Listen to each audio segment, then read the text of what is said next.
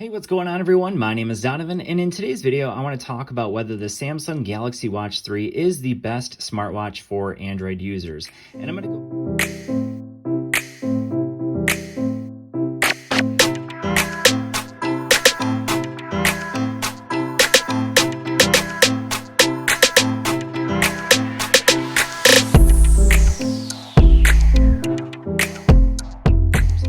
go ahead and jump to the conclusion and say that yes, I do believe it is the best smartwatch, but there are a number of caveats to that. So I want to go ahead and talk about what I like and what I dislike about this watch after using it for roughly around 2 weeks. So just as a quick comparison, I have been using it next to a number of other watches. So I've been using it next to my Apple Watch Series 5, also next to the Amazfit Stratus 3. This is a fitness watch that I've also reviewed.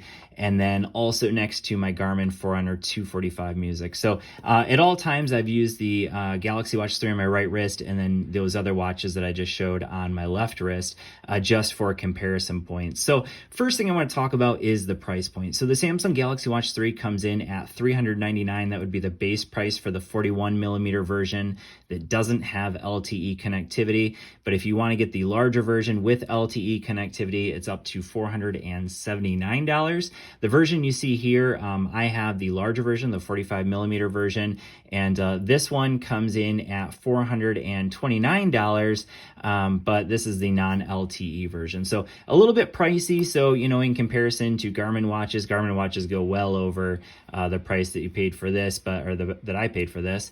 But I would say similar watch is probably the Garmin Venue. That would be probably the closest comparison to this watch in Garmin. And that one runs right now $349, so a little bit cheaper. And then obviously Apple Watches run all over the price range, but roughly around the same price points for similar type watches, depending on what you get, whether you get LTE, smaller version, larger version, and what it's made out of. So I have the aluminum version, so I guess the cheaper version of the two. But anyways, so kind of on the pricey end of watches. And that's because Samsung does pack a lot of things into this watch. It is a fantastic watch, but it's definitely missing some features I think a watch at that price point should probably have. And we'll get into that in just a little bit. So as far as the design goes, I do think that Samsung has a fantastic design. Now, they did go kind of like in between the Active 2 and the original Galaxy Watch when it came to the design, because the Active 2 is more of their, I guess, sporty or more fitness watch oriented watch. And then the Galaxy Watch was their more, I would say, classic smartwatch look. And this one falls kind of somewhere in between, because it's kind of in between in terms of size. It's definitely not as bulky as the original Galaxy Watch, but that also means it has a smaller battery. So this one has a 340 milliamp hour battery. If you get the smaller version, it has 274 milliamp hours. So definitely on the smaller end, actually the same size battery as the Galaxy Active 2 or Galaxy Watch Active 2, but definitely smaller than the Galaxy Watch that came in with a 470 milliamp hour battery. And we'll talk more about that a little bit. But as far as the design, very similar to other Galaxy watches. This one does have a speaker, also has a microphone down here at the, it's over here on the side. We have our 2-button configuration. So this one is our back button. It's also what's going to take us into, you can use shortcuts. This one is our home button over here, also takes us into recent apps, but then this of course is our back button, like I said.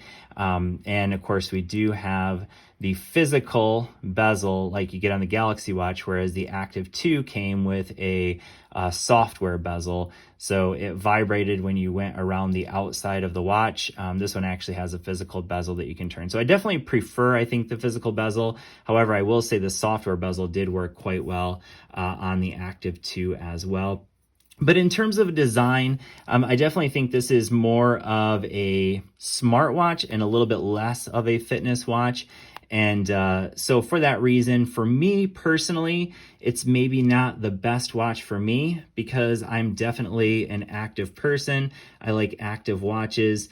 So I prefer something more like a silicone band, whereas with the Galaxy Watch 3, of course, you can easily swap these out. In fact, I actually never used the leather bands. I just put them back on here for the sake of this video. But I was actually using the bands from my Amazfit Stratus 3 the entire time I was using the watch because these are silicone bands, so better for running and working out with, because you don't want this leather to get sweaty and gross. But as far as the design, really nice design to the watch, but again, probably not my preference when it comes to design. So software wise, I do think that Samsung, personally, this is just a personal opinion, but I think Samsung has the best software in terms of the actual functionality or how the software functions. So I think they do a great job with these widgets, so you can completely customize these widgets.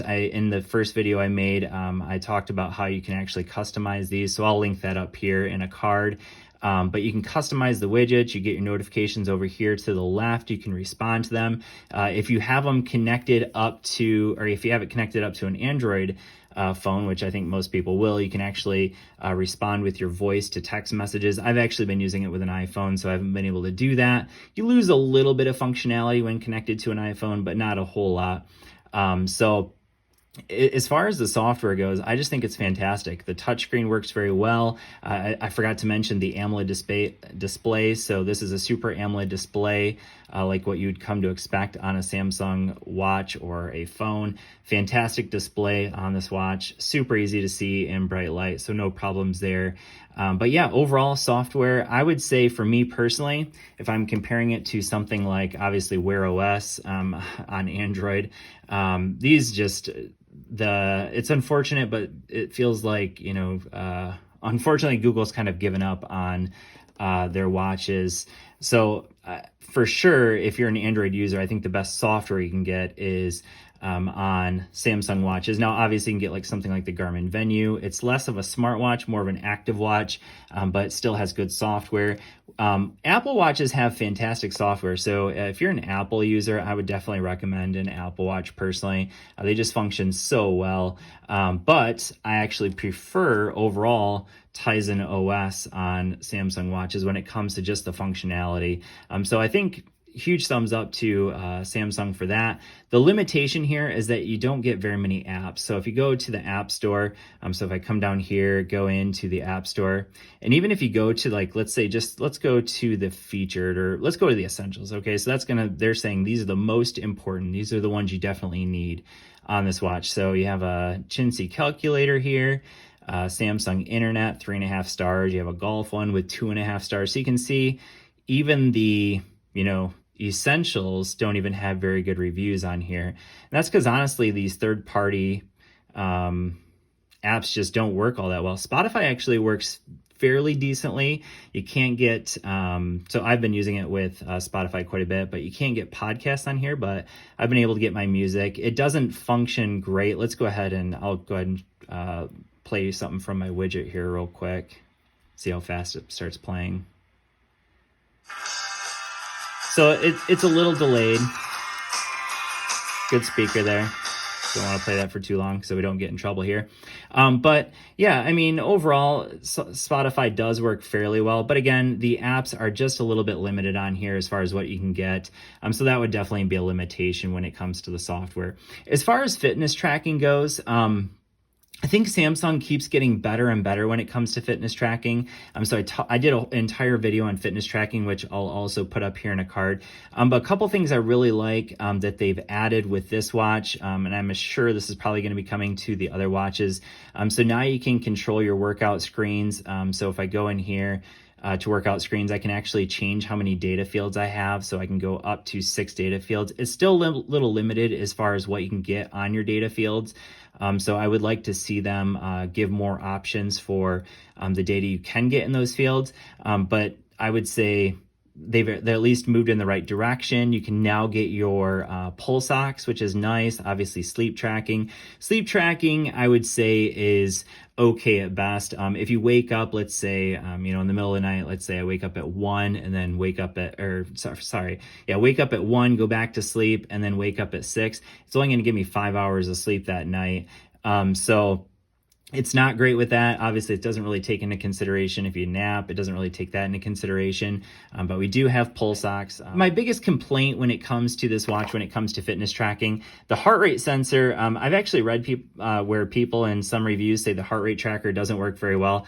I found that when I compare it to something like my Apple Watch, even my Garmin watch, the heart rate tracker is almost spot on with these other watches. And I did mention that in that video that I put up in the card a little bit earlier on the fitness tracking. So heart rate sensor I found works very well. What I have been less excited about is the GPS on this watch. And again, that's also in that video up in the cards as well, in the fitness tracking.